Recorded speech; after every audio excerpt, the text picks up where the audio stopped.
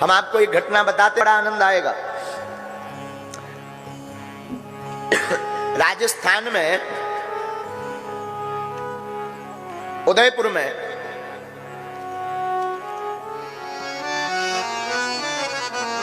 राजस्थान में एक स्थान है उदयपुर, वहां पर भक्त की वाणी सिद्ध करने के लिए ठाकुर जी ने लीला की। भक्तमाल में एक प्रसंग आया है, सत्य घटना सुनाते हैं, पर आपको हम मिथिला ले चलेंगे। उदयपुर के समीप में एक मंदिर है रूप चतुर्भुज जी का। वहां पर रूप चतुर्भुज स्वामी का मंदिर है पंडित जी। वहां एक पुजारी जी रहते थे, उनका नाम था देवा पंडा जी। क्या नाम था? देवा पंडा जी। बड़े ही साधक, भोले भाले, सत्य घटना बता रहे हैं हम आपको। भगवान पर इनका बड़ा दृढ़ भरोसा, खूब भक्ति करते, सरकार की खूब सेवा करते, भगवान को खूब ध्याते थे।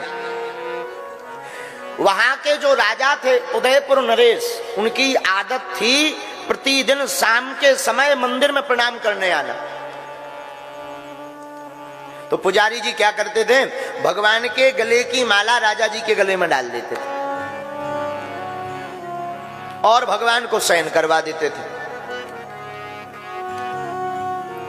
एक बार एक विचित्र घटना घटी। मंदिर के पट बंद होने का समय आ गया, राजा नहीं आए। आरती हो गई, राजा नहीं आए। तो पुजारी जी ने सोचा आज आने वाले नहीं है, कोई बड़ी व्यस्तता रही होगी राजा की। तो सोचा रोज तो राजा के गले में माला डलती है, आज क्यों ना अपने ही गले में डाल ले। सोई माला उतारी और अपने गले में डाल दी। माला को डालकर बैठे ही थे, तब तक मंत्री भागा भागा आया कि राजा की सवारी आ रही है। अब तो डर गए, मंदिर बंद हो चुका था, पट बंद हो गए थे। अब भला करें भी तो करें क्या, माला के बिना राजा जाएंगे नहीं, और गले में हमारे माला देखेंगे तो निष्कासित कर देंगे सेवा से कि तुम ही राजा बन गए हो, क्योंकि उनकी परंपरा में ही माला डाली जाती थी राजा के खानदान में भगवान की रोज।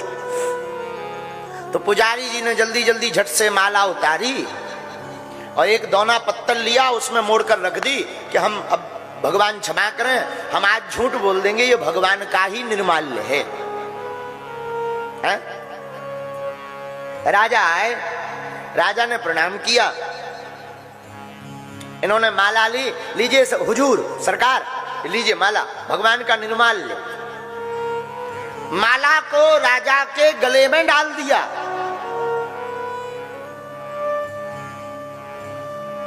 तो राजा ने माला को जब नाक से लगाया तो कहा पंडित जी लगता है ये माला किसी ने पहले पहनी है, क्योंकि भगवान के अंग के इत्र की खुशबू इसमें नहीं है, और आज तो किसी के पसीना की खुशबू आ रही है इसमें।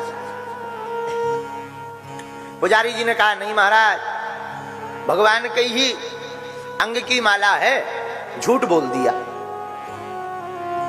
राजा ने कहा देखो पंडित जी झूठ मत बोलो। नहीं महाराज सच बोल रहे हैं। राजा ने माला को निकालकर गौर से देखा, उसमें पंडित जी के सफेद बाल पकड़े गए। राजा ने कहा देखो पंडित जी, एक तो तुमने झूठ बोला कि भगवान का निर्माल्य है, अगर ये भगवान का निर्माल्य है तो इत्र की खुशबू गायब है।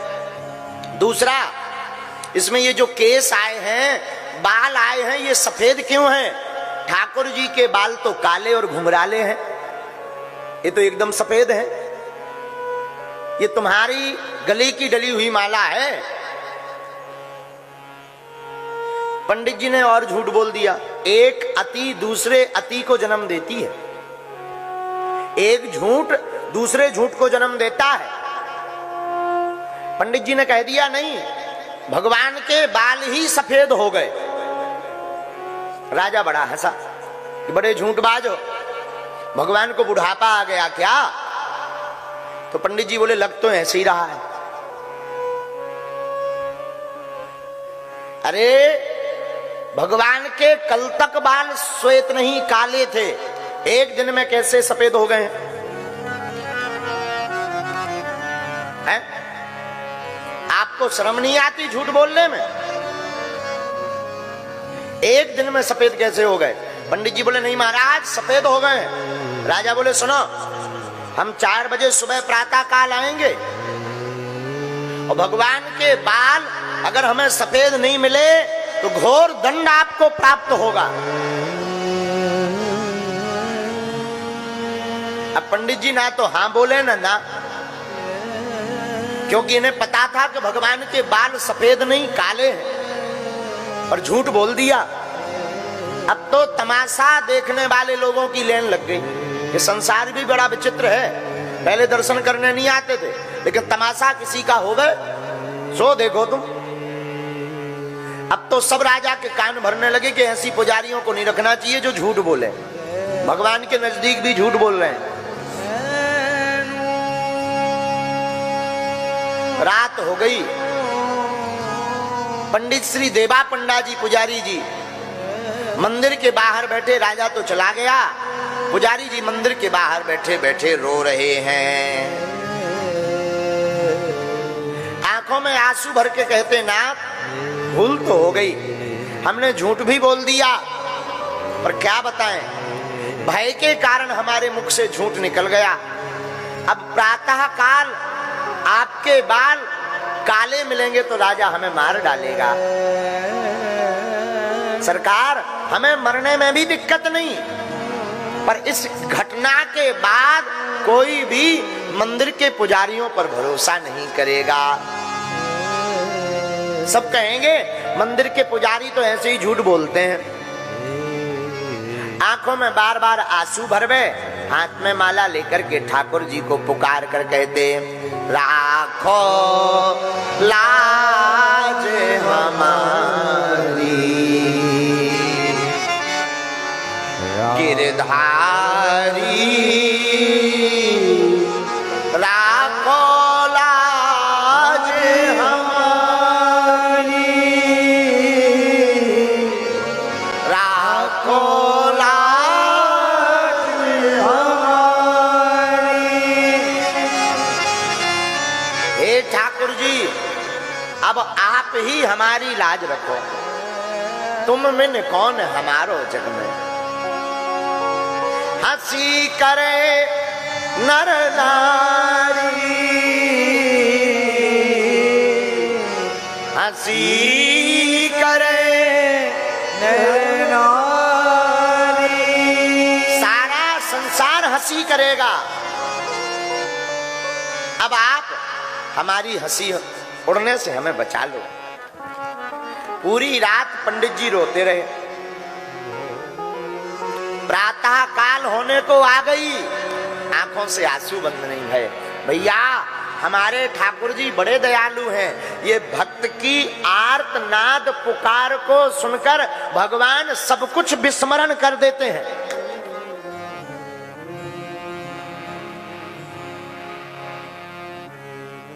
ठाकुर जी का एक स्वभाव है, ये गुण और अवगुण नहीं देखते ना।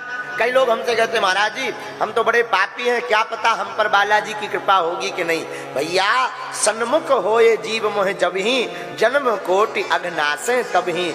जब जब जीव भगवान के सामने जाता फिर भगवान उसके अवगुण तो देखते ही नहीं है,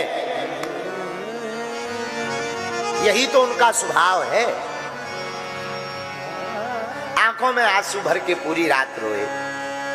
तुम बिन कौन हमारो गिरधारी, तुम बिन कौन हमारो गिरधारी, तुम बिन कौन हमारो गिरधारी,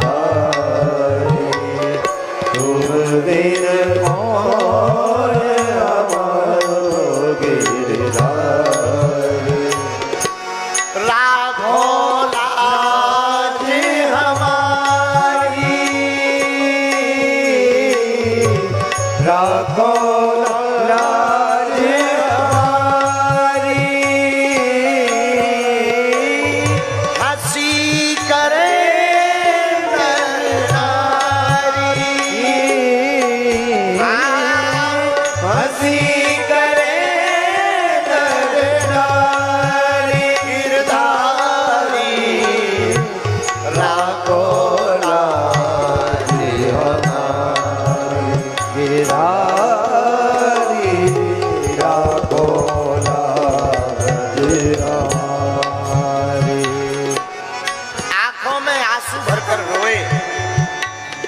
झर झर अखियां बहबे मांधो, झर झर अखियां बहबे मांधो, तेरे सुनो बनवारी हो तेरी सुना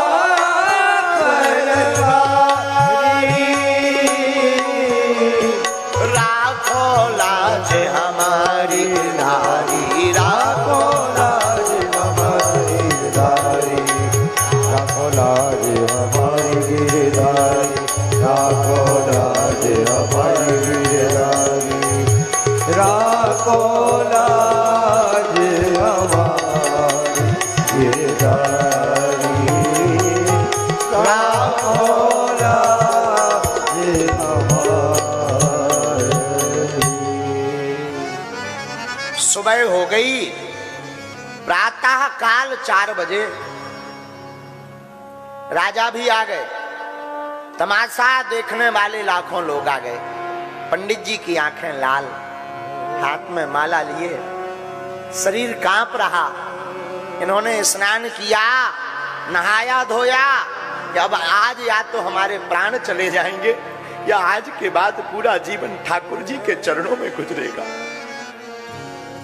तो बार बार नैनों में आंसू भरे, बार बार ठाकुर जी को याद करें और साष्टांग दंडवत प्रणाम किया। और सब चिल्लाने लगे, पर्दा खोलो, हकीकत पता लग जाएगी कि पंडित जी झूठ बोलते कि सही। बताओ, एक दिन में कैसे काले बाल सफेद हो सकते हैं? पर्दा खोलो। पुजारी जी ने पुनः दंडवत किया, सरकार हमें अपनी छवि की नहीं है, हमारी इज्जत कल जाती हो आज चली जाए, पर नाथ हम पुजारियों की छवि ना जाने पाए। लोग कोई भरोसा नहीं करेंगे वरना ठाकुर जी। और आर्तनाद सुर में दोनों हाथ उठाकर हे गोविंद, हे गोपाल, हे गोविंद, हे गोपाल, जोर जोर से पुकार कर ठाकुर जी को याद किया पंडित जी ने और पुनः प्रणाम किया। राजा ने फिर कहा पर्दा खोलो। और धन्य है ठाकुर जी की भक्त वत्सलता, धन्य है ठाकुर जी का कृपामय स्वभाव। जैसे ही पर्दा खोला सोई ठाकुर जी ने अपने काले बाल सफेद कर लिए।